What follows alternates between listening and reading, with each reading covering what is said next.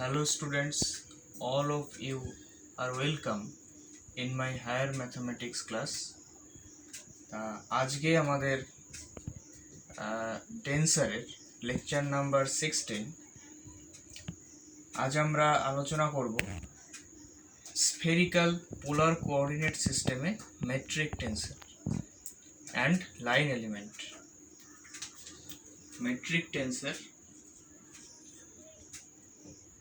metric tensor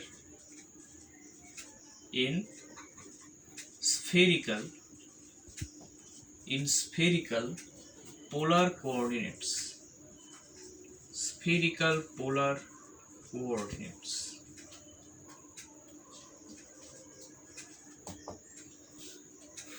তো আমরা জানি যে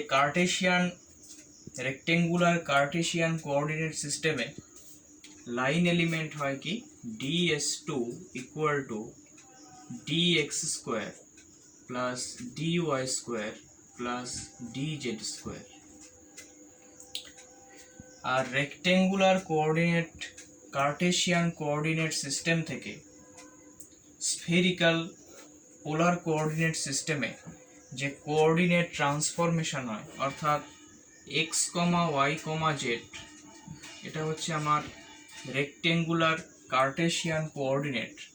এখান থেকে যদি আমরা ট্রান্সফার হয়ে যাই r, থিটা, ফাই, অর্থাৎ স্ফেরিক্যাল পোলার কোঅর্ডিনেট সিস্টেমে, তাহলে আমাদের যে ট্রান্সফরমেশন ফর্মুলা হয় সেটা হলো x equal to r sine theta cos phi, y equal to r sine theta sine phi, z equal to r cos theta. তা আমরা এখানে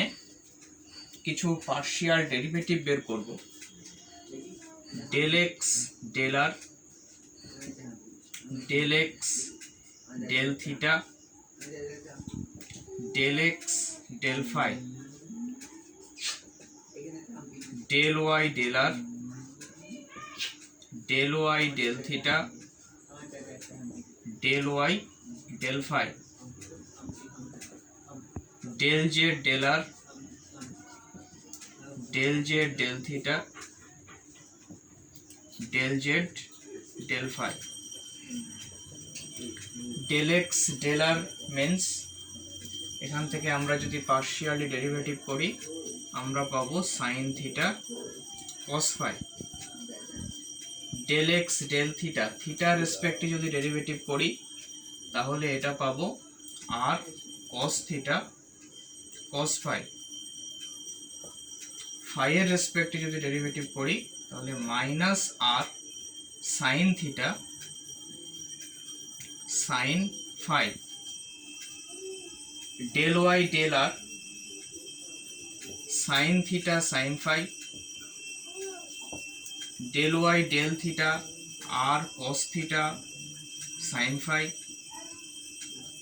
del Y del phi R sine theta sine phi, del Z del R cos theta, del Z del theta minus R sine theta, del Z del phi 0।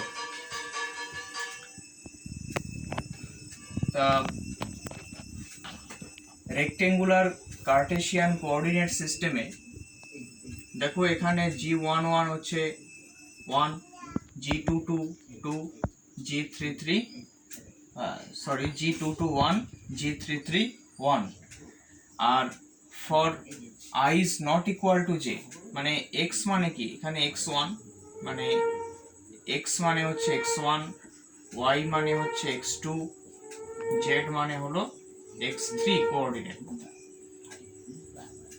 অর্থাৎ G11 মানে 1, এখানে G22 মানে হলো 1, G33 মানে হচ্ছে 1, G12 0, G21 0, G31 0, G13 0। অর্থাৎ Gij equal to 0 for I is not equal to J। এবার আমরা বের করব, আমরা ধরলাম যে x1 x2 x3 Kardashian coordinate system থেকে স্ফেরিক্যাল পোলার কোঅর্ডিনেট সিস্টেমে আর মানে আমরা ধরলাম x বার 1, থিটা মানে ধরলাম x বার 2, ফাই মানে ধরলাম x বার 3, আর করসপন্ডিং মেট্রিক টেন্সর আমার হবে g বার ij। সো আমরা যদি ট্রান্সফরমেশন ফর্মুলা লিখি, যেহেতু এটা একটা মেট্রিক টেন্সর,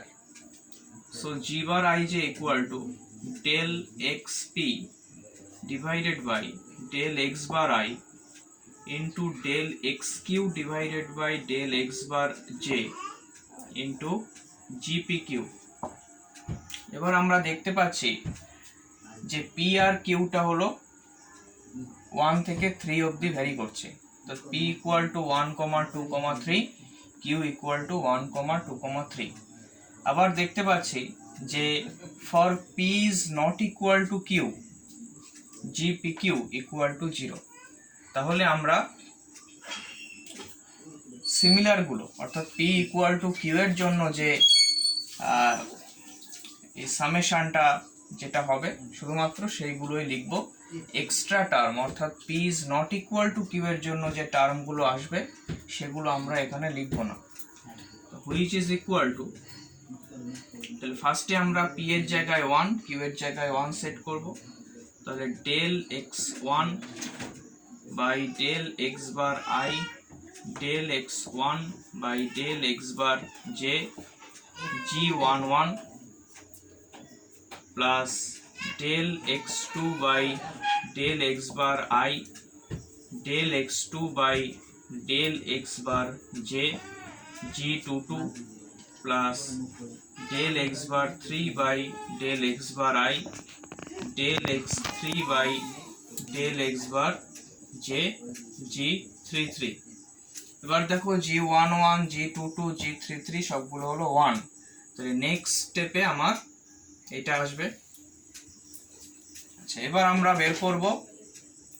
যে g bar 11 g bar 22 g bar 33। কেন? কারণ for I is not equal to j, এটা g বার 12 তোমরা ক্যালকুলেট করে দেখবে যে এটা 0 হবে। সেজন্য আমরা শুধুমাত্র ক্যালকুলেট করব g বার 11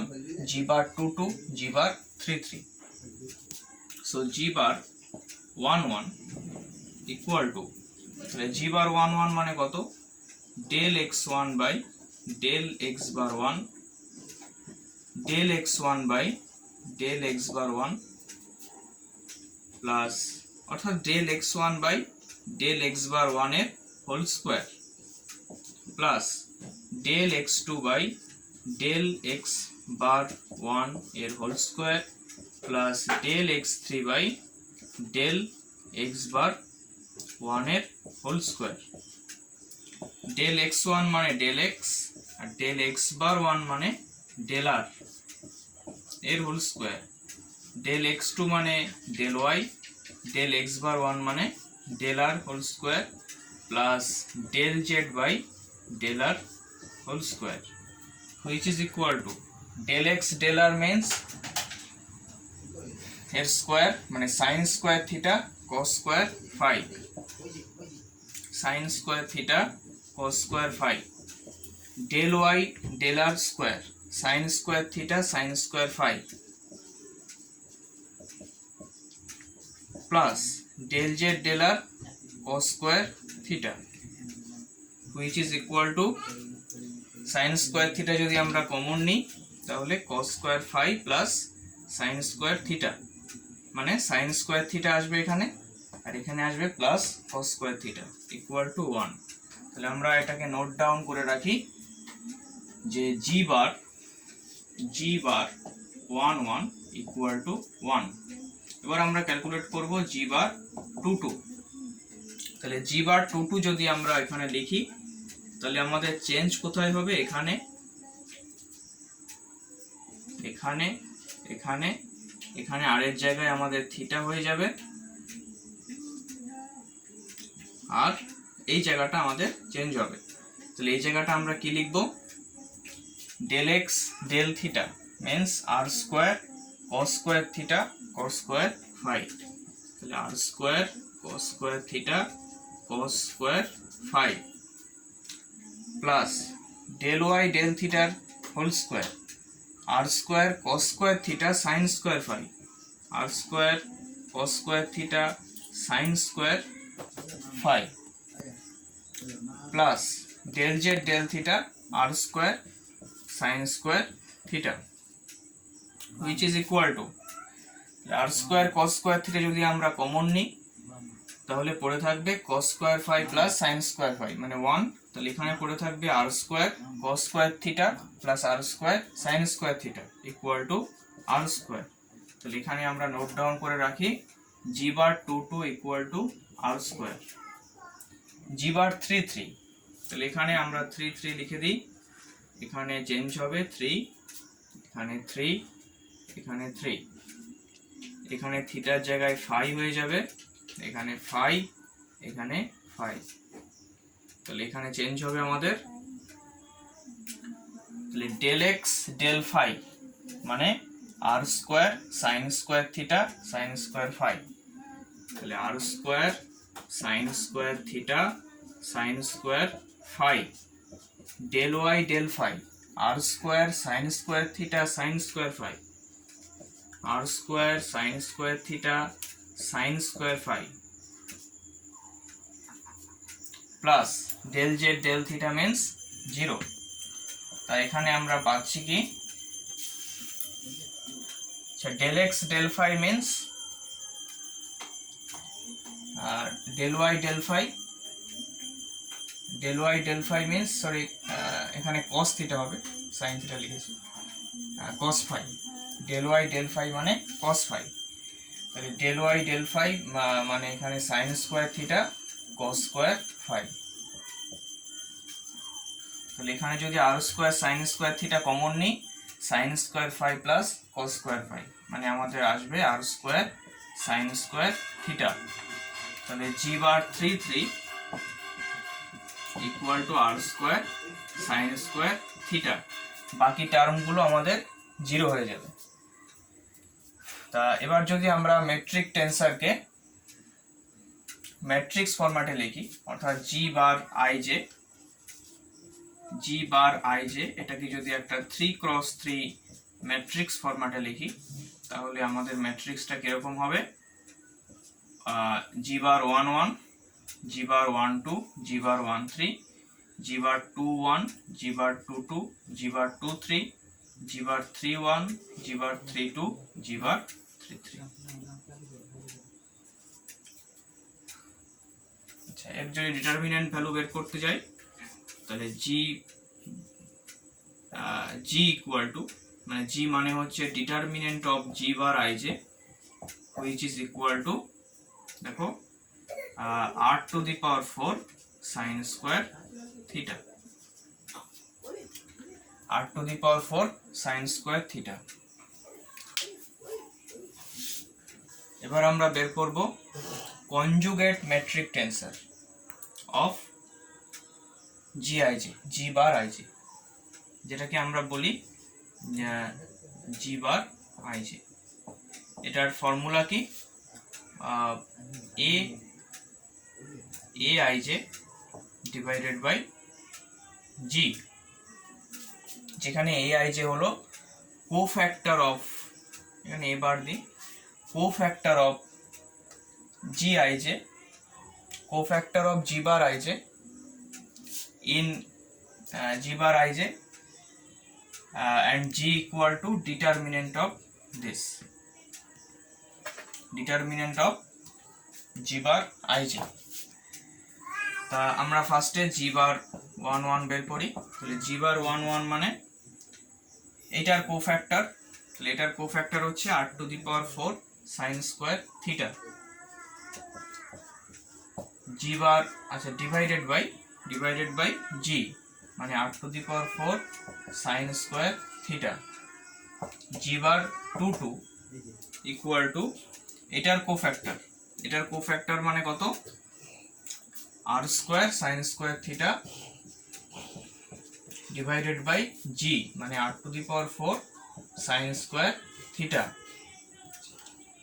জি বার 3 3 ইকুয়াল টু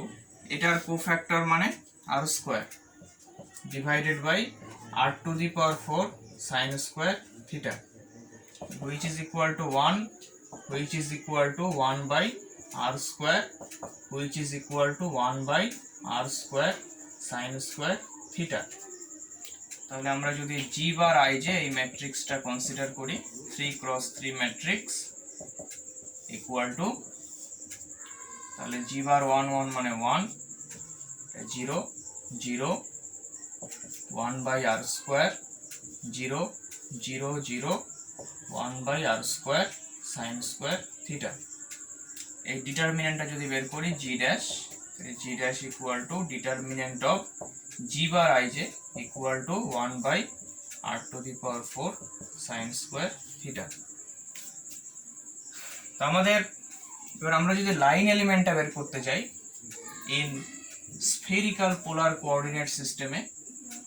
কার্টেসিয়ানে আমাদের লাইন এলিমেন্টটা ছিল ds2 equal to dx square plus dy square plus dz square তাহলে করেসপন্ডিং লাইন এলিমেন্টটা যদি আমরা স্ফেরিক্যাল পোলার কোঅর্ডিনেটে বের করতে যাই তাহলে এর ফর্মুলা হবে ds2 equal to আচ্ছা ds2 equal to তা চেঞ্জ হবে কোথায় x এর জায়গায় আর এই মেট্রিক টেন্সরের জায়গায় অর্থাৎ g এখানে g বার 1 1 হবে মানে g bar 1 1 d r square plus g bar 2 2 d theta square plus g bar 3 3 d phi square which is equal to g bar 1 1 means হচ্ছে 1 তাহলে d r square plus g bar 2 2 মানে r square তাহলে r square d theta square plus g bar 3 3 means r square sin square theta d phi square এটাই হচ্ছে আমার corresponding line element in spherical polar coordinate system আমাদের যে chapter 2টা ছিল যে রিম্যানিয়ান স্পেস এন্ড মেট্রিক টেন্সর সেটা আমরা আজকের ক্লাসে শেষ করলাম অবশ্যই এর কিছু প্রবলেম রয়েছে প্রবলেমগুলো আমরা পরে আসব টেন্সর অ্যানালাইসিস শেষ হওয়ার পরে আসব তার পরের ক্লাসে অর্থাৎ 17 নম্বর ক্লাসে আমরা ক্রিস্টোফেল সিম্বলের লেকচার শুরু করব ততক্ষণ তোমরা আমার সাথে থাকবে চ্যানেলটাকে সাবস্ক্রাইব করে বেল আইকনটা টিপে দেবে এবং আমি যে পরপর যে ভিডিওগুলো আপলোড করতে থাকবো তার নোটিফিকেশন তোমরা পেয়ে যাবে থ্যাঙ্কস ফর ওয়াচিং